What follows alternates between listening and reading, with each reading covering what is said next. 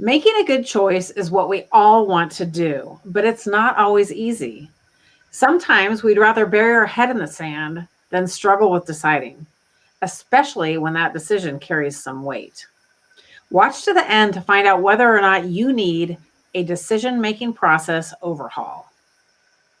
Hi, I'm Deidre Harder, a CPA and business strategy coach, and this is my partner, Carmen Reed Gilkison, a certified whole person coach.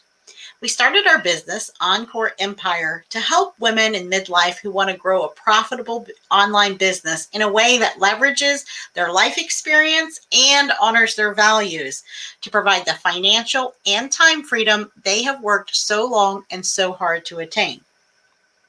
That's right. And today we're going to cover the following three considerations about decision making. Number one, the cost of indecision. Number two, childhood conditioning. And number three, how to develop a new decision making process. All right, so this is some information you may not have heard in quite this way before, so you definitely want to stay tuned here and even take some notes. So consideration number one, the cost of indecision. Now, we make thousands upon thousands of decisions each and every day, and most of those are done without even realizing that's what we're doing. Thank goodness, right? Now, our magnificent brain is able to weigh pros and cons, outcomes and contingencies, and it goes on autopilot a lot of the time. And that autopilot is based on our experiences, our past programming, life skills that we've attained, and our general knowledge base. It's pretty remarkable when you think about it. However, when it comes to building our businesses, we are often faced with decisions that we have too little data to compute. And when we are struggling to make a decision on something that we believe can take us down the wrong path, or it could possibly increase our risk, and we haven't had enough experience or we don't have the right guidance, then we often start putting off that decision. Okay, we just say, you know what, I'm just not going to think about that right now. We do the Scarlett O'Hara thing. I'll think about it tomorrow. And that puts us into what we call the indecision zone. And it's a defense mechanism, really. You know, it's like a built-in safety in our brain. So it's very normal, but it's also very dangerous. It's sort of like being in the comfort zone, which we've talked about in the past. That's another dangerous zone to be in. But today we're just going to talk about the indecision zone. What we want you to understand and to realize is that there is a cost. Okay, we think that sometimes by not making a decision, we're saving ourselves. But in actuality, there's some costs that you have to consider. And a lot of times it's a very big cost, or it can be a very big cost. So here are the different kinds of costs that are associated with indecision. The first one and the worst one is stress. Because even if you are not thinking about this decision consciously, it's always underlying, right? It's always kind of running in the background in your mind, and it's going to remain there as long as you stay in that indecision zone. And I know I have experienced this for myself, both on personal decisions I was trying to make, business decisions, but it's like it's that nagging thing that's always there, and you push it back, but it's still, just kind of nagging at you. And what happens is this leads to another cost, and that's the cost of reduced productivity and focus. Have you ever wondered why you have those days where, and maybe there are a string of days where you just can't seem to get it in gear. You can't be productive. You can't focus on anything. Well, stop and check yourself. Is there something that you're in the indecision zone about? And that could be the whole entire problem. Another cost is, and this is where it hits our pocketbooks a lot of times, is the lost or reduced opportunities. So what does that mean? Well, it means that if you wait too long for something, you might lose out. Now, here's a simple example. If you have a coupon, and this happens to me a lot, I'll have a CVS coupon. It says you got $5 cash back rewards. And if I forget to load it to my card, or I just don't get to the store in time, because it's got a deadline, then I've lost that $5.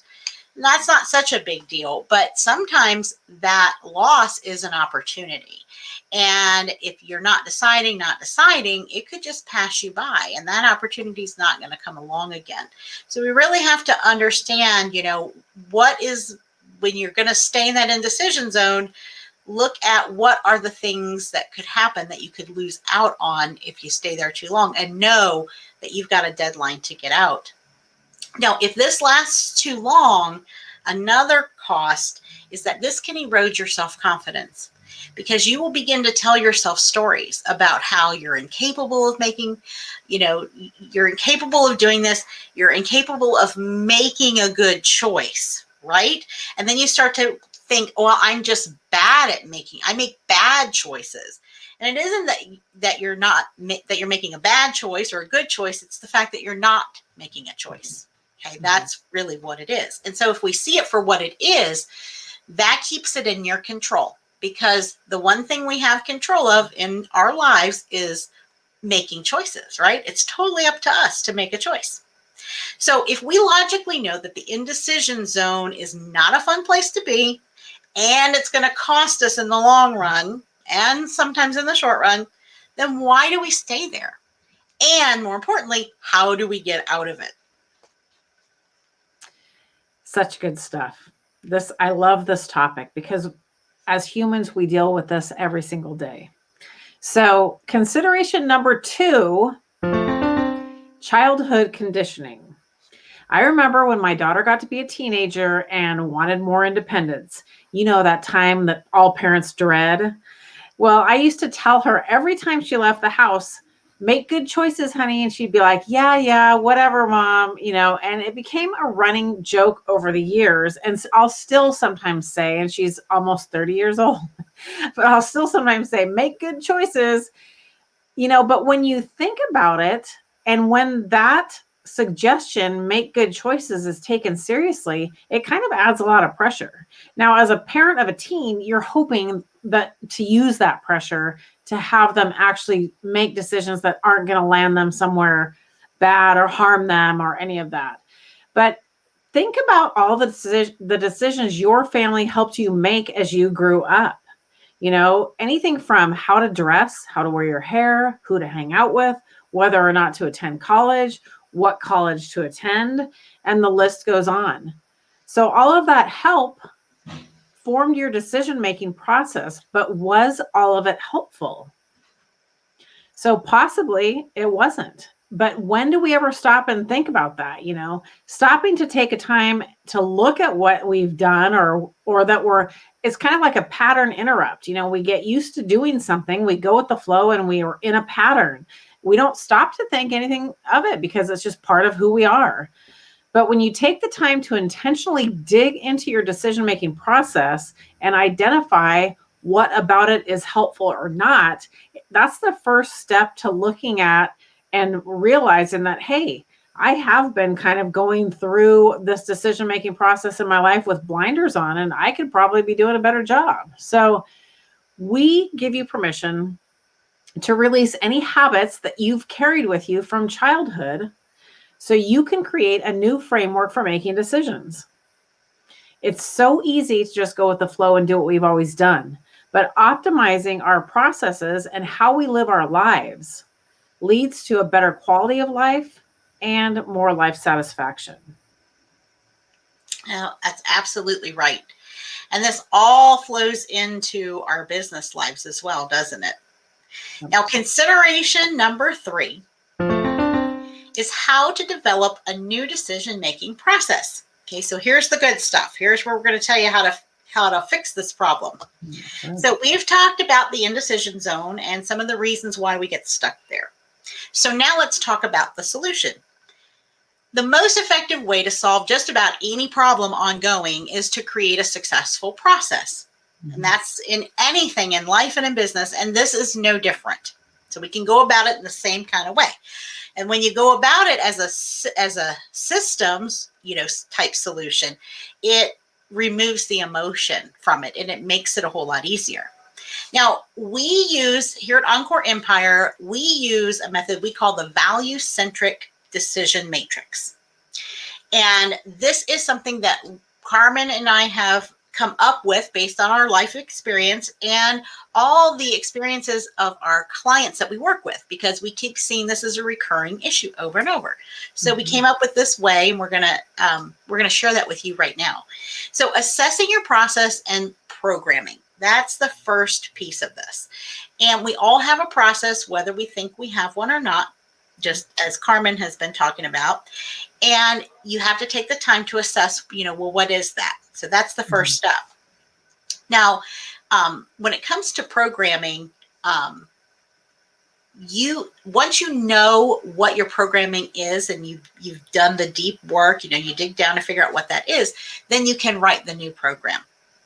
And that's where this decision matrix comes in. You're writing a new program for you to follow. And the first piece of this matrix is about being intentional.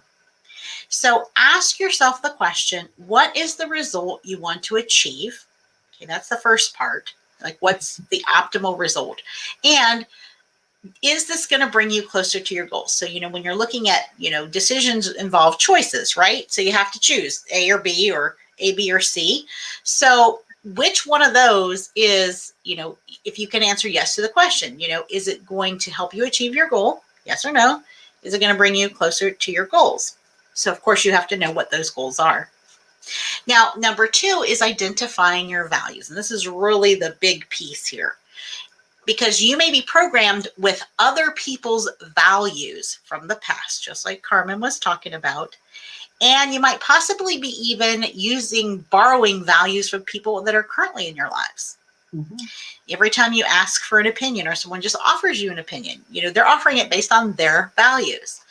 And most people don't take the time or even understand how to do this. And this is one of the core strategies that we teach our clients. And we also teach this inside our Facebook community. And we've got that's running there at the bottom of this video if you want to check that out. But we are there every week with some live learning, and it's all based around these concepts.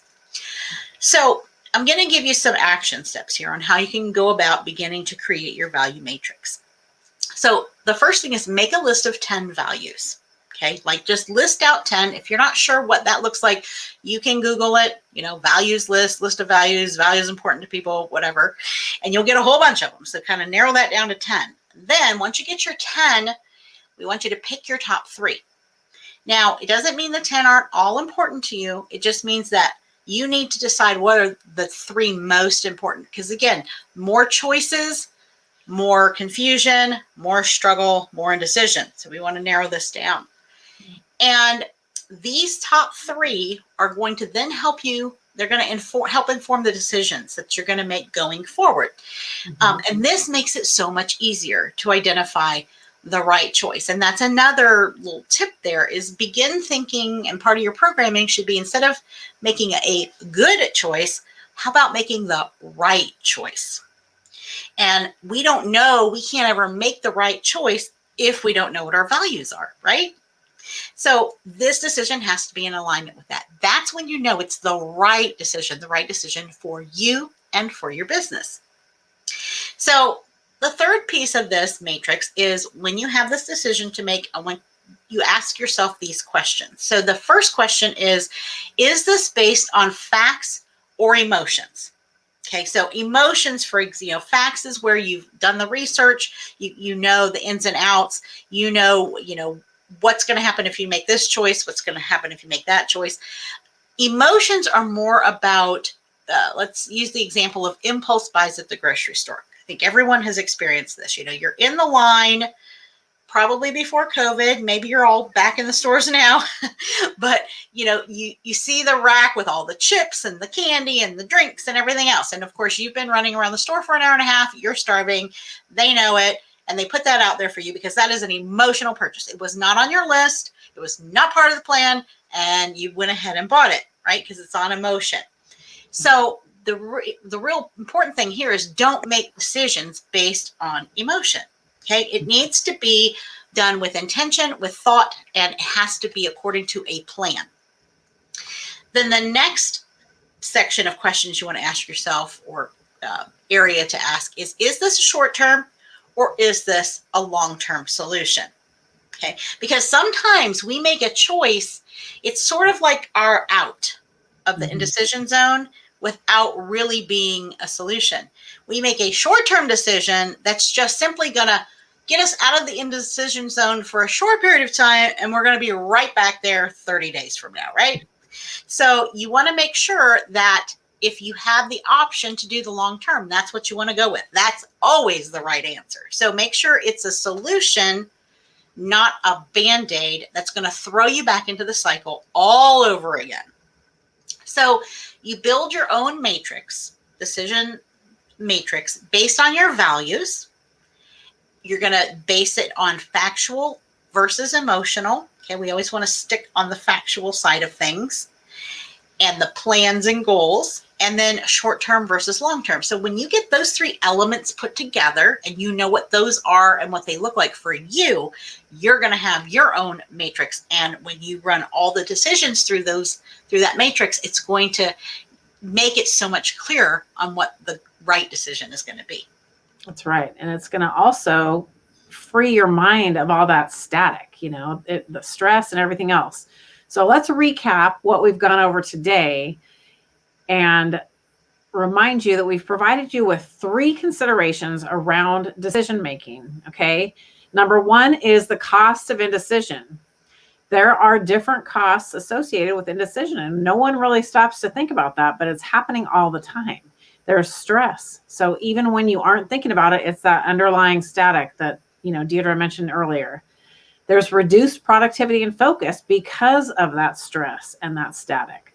And then there's lost or reduced opportunities because until you commit to one thing, you're not going to be able to choose the next, step in your path, make your decision to take another step and reach your goals or anything. When you're stuck in the indecision zone, you're kind of in limbo. And when you're in limbo, you're not going to get anywhere and you're not going to get there fast. Then number 2 is childhood conditioning. So your family helped you form decision-making processes, but is it one that fits, or do you need to develop a new one? And then number 3 is how to develop a new one. Deidre went over all the wonderful things to do, but basically it's summed up as, create your own decision matrix based on your values, not anyone else's. Once you do that, I think when Deidre brought up the fact that, we always say, what do you think? What do you think I should do? And it's so common that people do this. But what happens is if you're always taking someone else's solution, you're using their values, as she mentioned before, and that erodes your self-confidence. So build up your confidence by knowing what your values are and following them. And then look at whether your decision is factual or emotional. Is your process factual or emotional? Do you look at the facts, or do you just go with, oh my gosh, I want that so bad, I'm going to do it now? And then the third one was short-term versus long-term. So any decision that we make that can help us over the long term is going to be much better than just going, well, I'm going to eat this brownie now because it would taste so good now when you're trying to maybe lose weight or you're, lower your cholesterol or whatever it is. Short-term versus long-term is the third consideration. So the most important thing that we want you to know is that you need to become aware of how you make decisions and whether or not you can optimize your process. Yep, exactly right. And, if you found value in what we shared today, will you do us a couple things for us? First, like this video and share it. And that way others can benefit from it. Someone may have come to mind already that you go, wow, so-and-so really should hear this. And the other thing is subscribe to our channel. And that way you'll never miss an episode. We are here every week and we are bringing you all the things that you need to bring financial and time freedom into your online business. That's right.